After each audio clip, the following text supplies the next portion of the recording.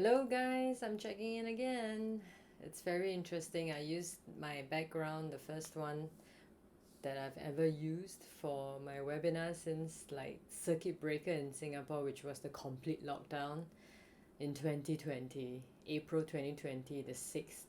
I still remember it very clearly. And then I had this one whole year of a weekly webinar that I was like hosting and inviting people, and the topic was investment. So using this background again brings back quite a few memories. I really enjoyed it, honestly.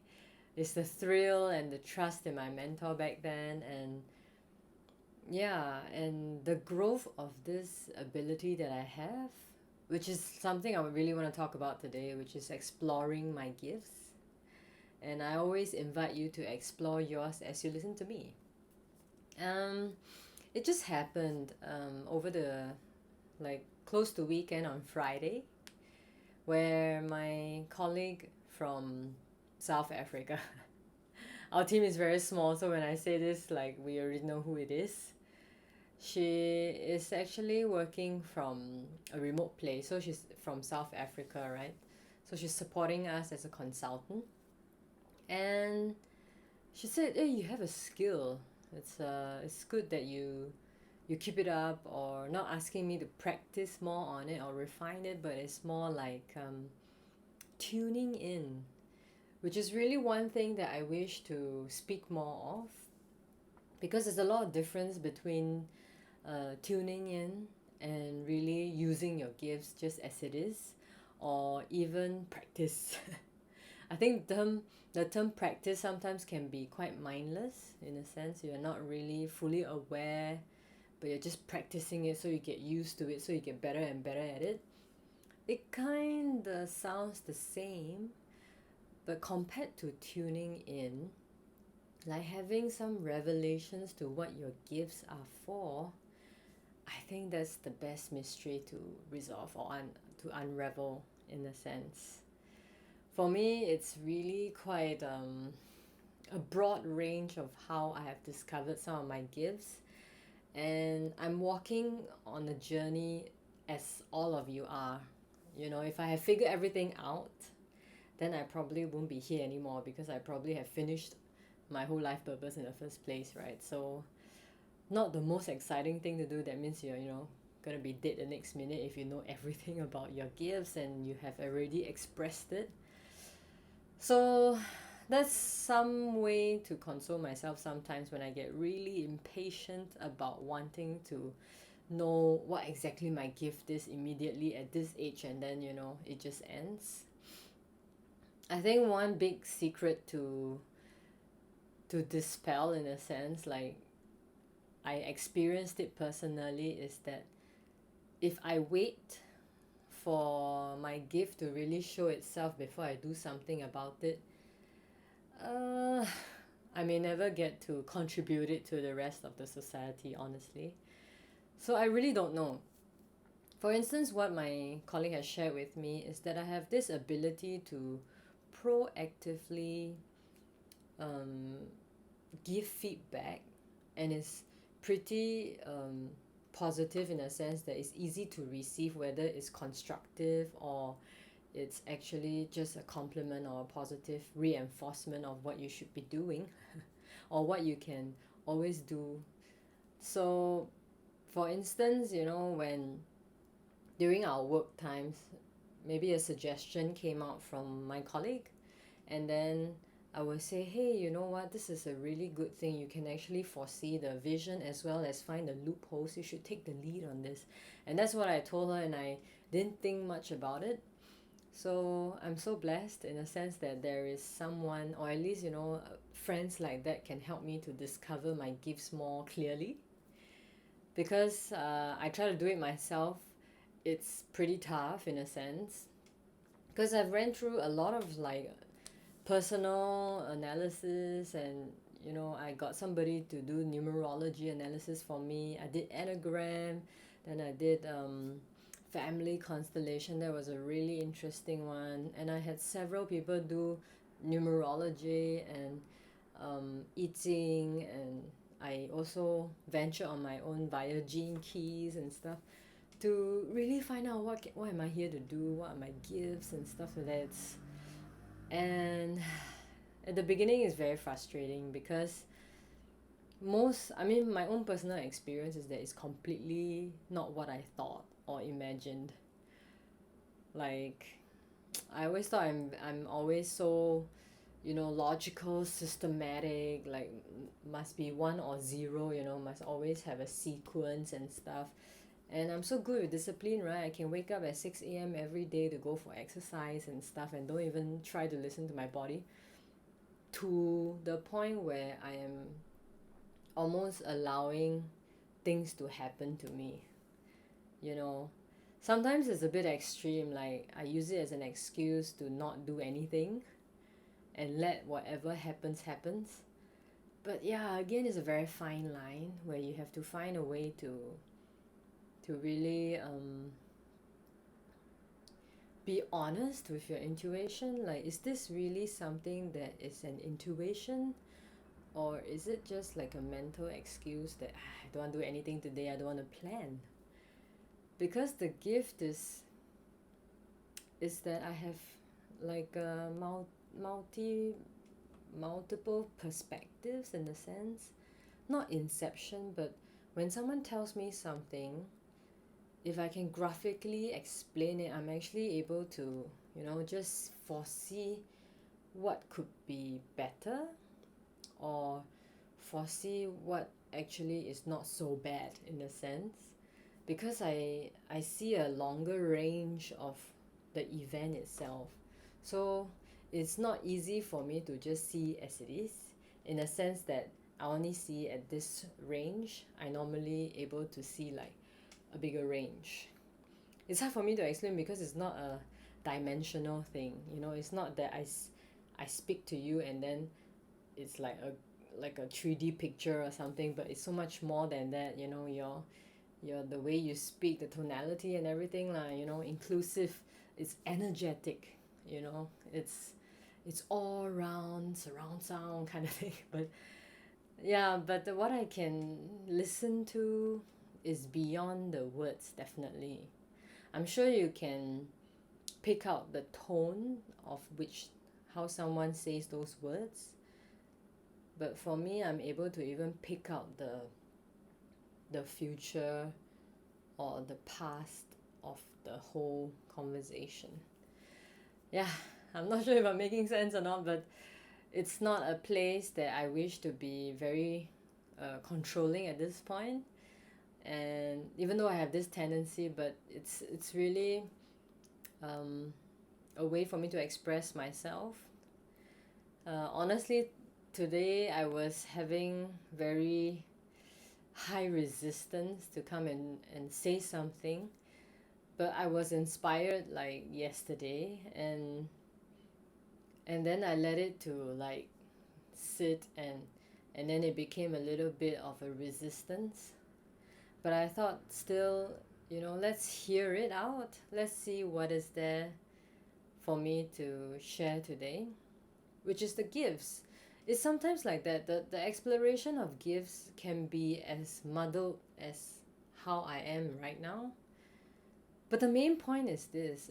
It's to be able to sense it, because many a times I can't really use words to describe to you.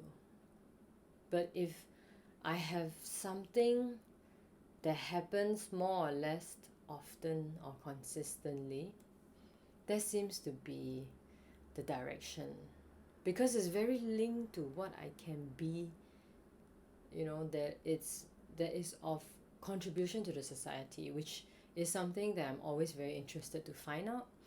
Because if not, there's really no meaning in always doing the same thing without really deepening what I can be better at. So it's one of the reasons why I was so miserable in the first place. Whenever I do something and then I reach a certain peak, don't know whether it's my best or not, but I reach a certain peak, I always feel that there is not enough meaning for me to carry on. Not because there's nothing about it. There's some achievements and there's rewards waiting and stuff. But that meaning is so important to me. So I'm calling out to friends who also have this nagging feeling that it's just not what you're here to do in the first place. And then be brave enough to explore what is the gift. Because I also able to see this skill, right, where when I speak to people or when I communicate with them, I can have multiple perspectives very very easily, very fast, and not so strong, not so high strung with one perspective. Of course, in the beginning, my ego will take one position. It will take like, oh, I'm angry because you speak to me this way and that kind of thing. But I also become very flexible very quickly. Through understanding, it's not that I knew this from the very beginning. And I can explore the multiple perspectives that could be useful for the situation. And then I ask myself, like, how can my gift be seen in the first place, you know? I also wish that there is a company that could recognize this role so that I can fully expand it. And then so that I can also earn good money with it because I can bring so much value. For instance, it's like a strategy meeting, right? Where if someone says something, there's an idea that comes through, I'm able to see from a multiple perspective, and then let's discuss to the point that you can really dish out. Because no point also keep on talking about ideas and ideas, but then it doesn't turn up to anything, right? So I have a sense of practicality as well, which is very, very useful.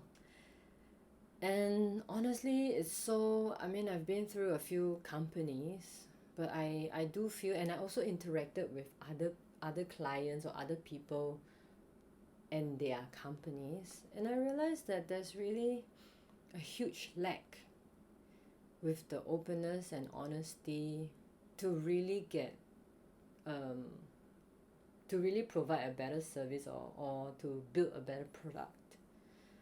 And it's a shame because all of us are keeping quiet so that we hold on to our jobs, we maintain our livelihood, we dare not risk, you know, losing our current job when we are clear that there is a better way around this. Especially at work, it's really frustrating, you know, and I personally, I keep quiet a lot because I was also afraid of being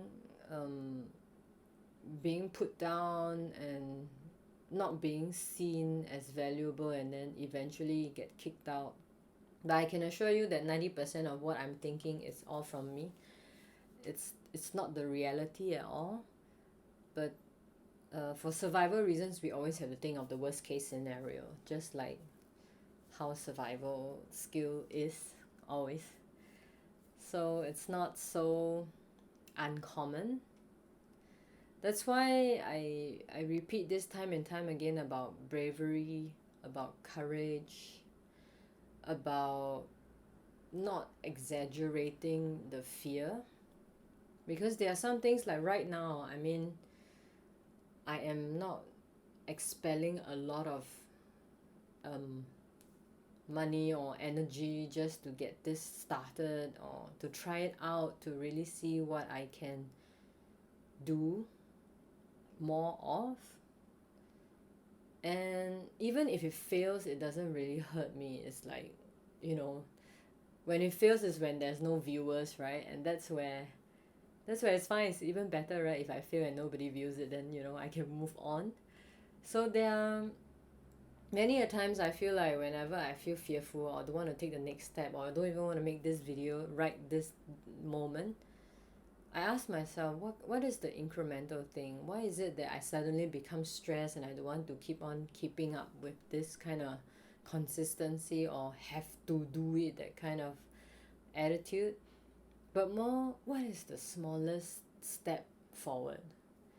Since I promised myself to explore my gifts, what can I do which is a little bit more less resistance and more easy to just get started. And I told myself, just do it, just try. And if it fails and it doesn't go publicly, or if I don't post any video for the next week or even next month, who cares?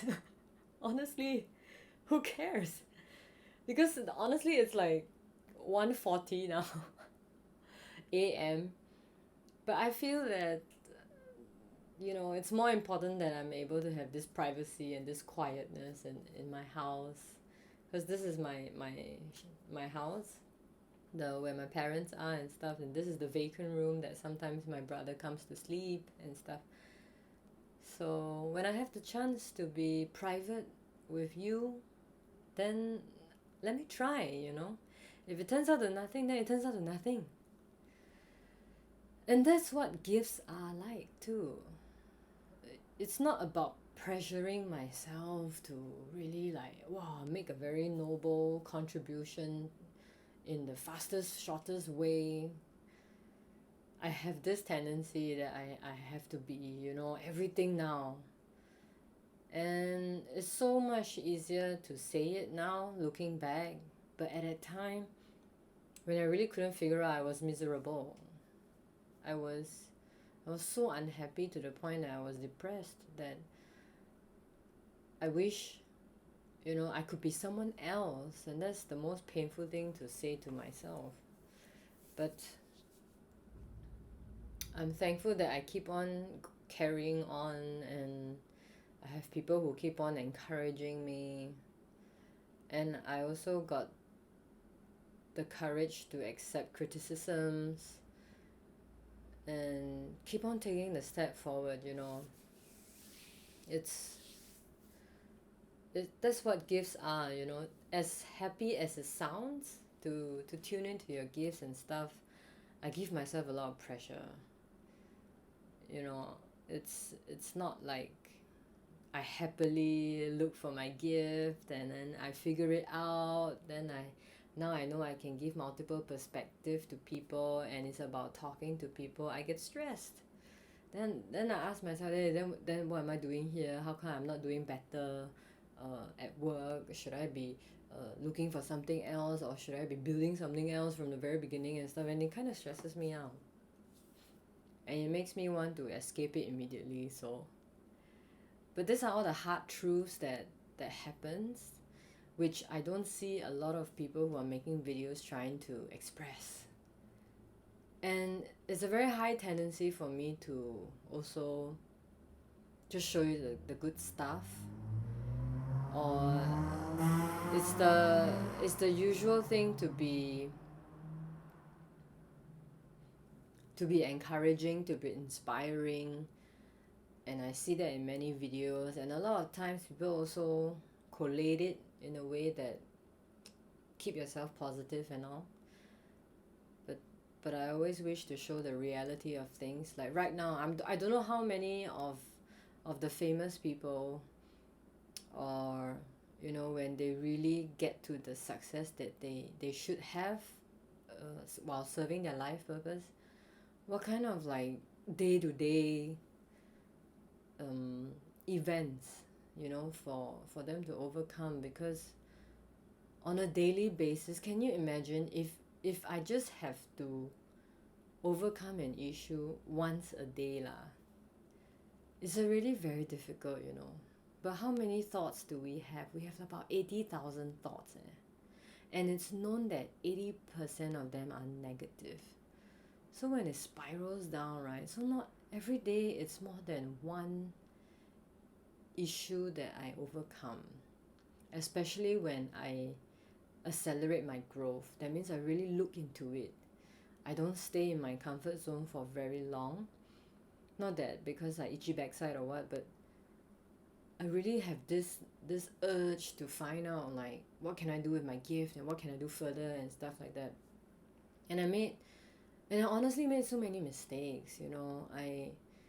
I believed in something very much, which was my previous job, that because I'm so in love with foundation, I always think it's important to get your foundations right.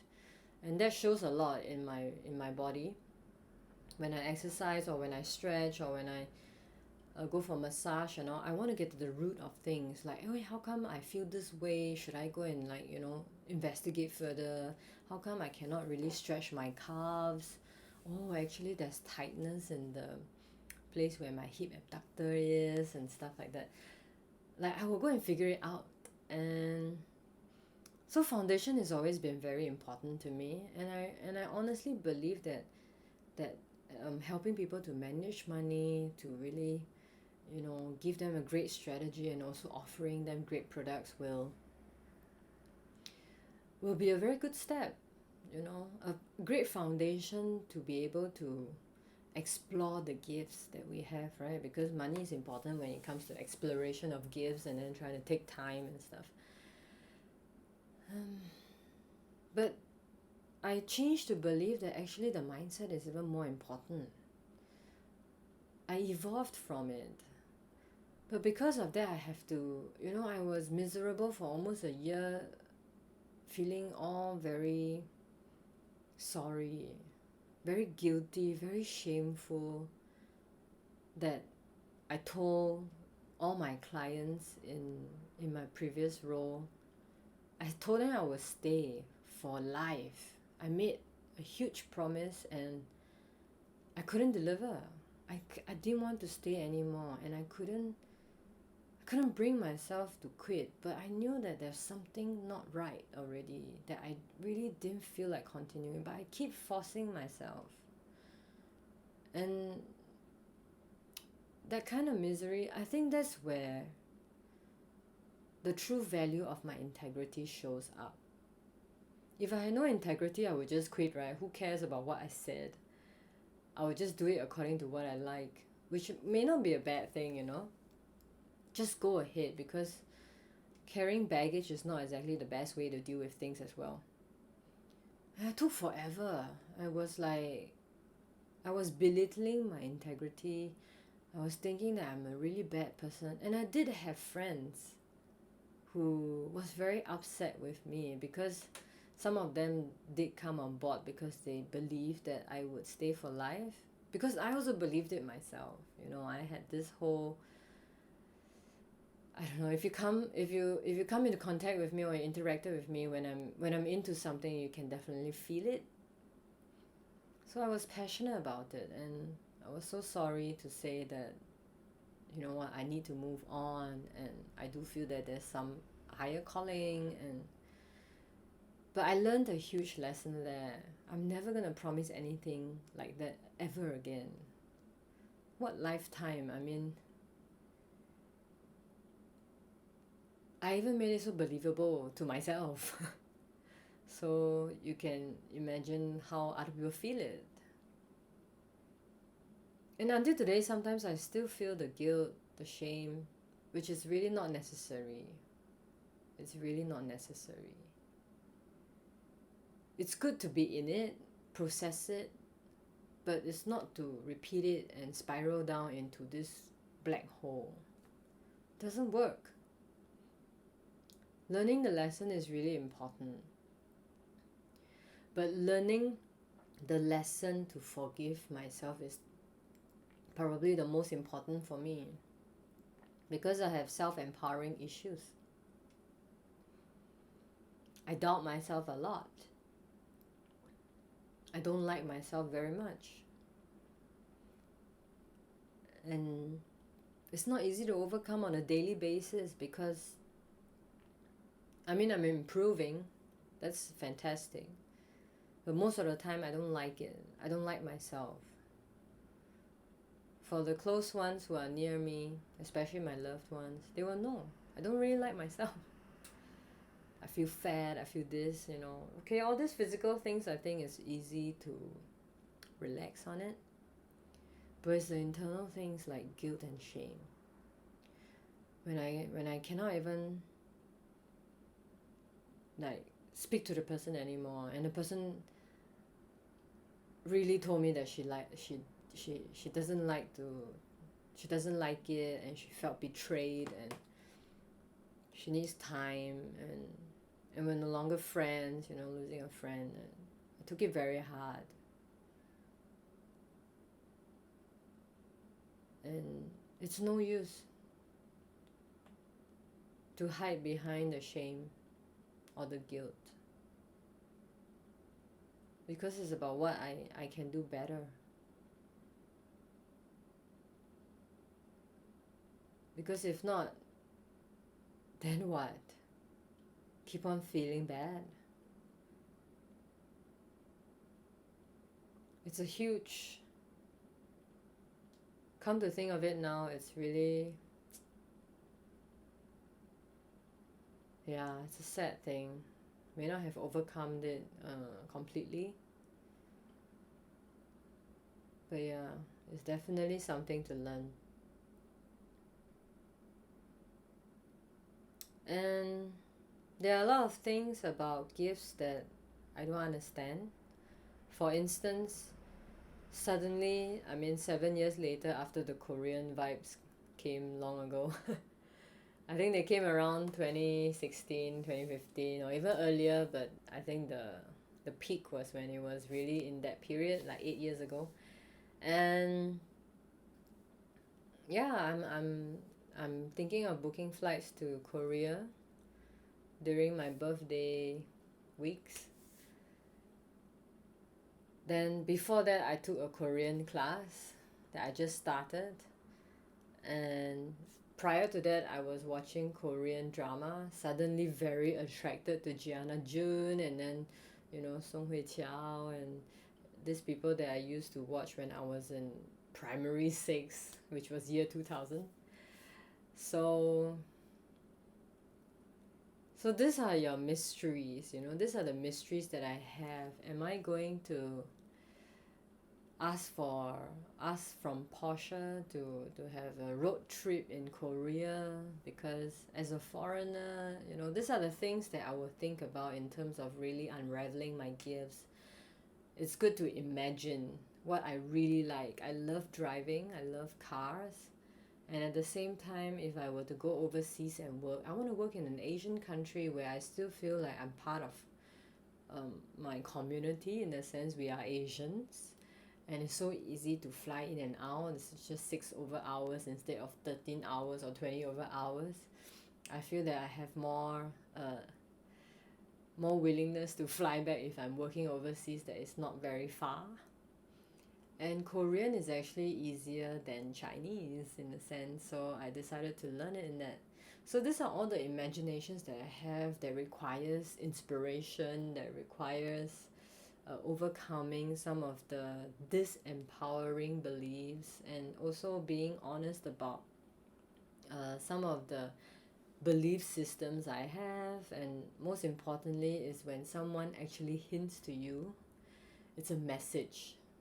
When there's someone telling you that, hey, this is a skill that you have, maybe you should tune in and figure it out. I think all this come together. They don't come in sequence, honestly. Sometimes they just whack you in the face, especially when I don't even want to listen, or I ignore all the signs.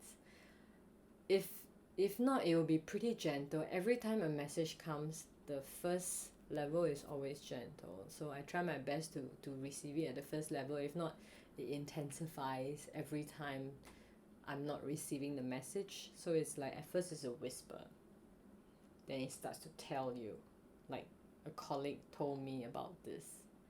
And if I still ignore it and don't even realize it, it will whack you in the face. Maybe you have to fall or get injured or get into a crisis and stuff before you realize that, yeah, that's the gift. But yeah, let's see. Thanks for tuning in. I'm glad that I managed to unravel some of the things in me. And hope to see you soon. Bye-bye.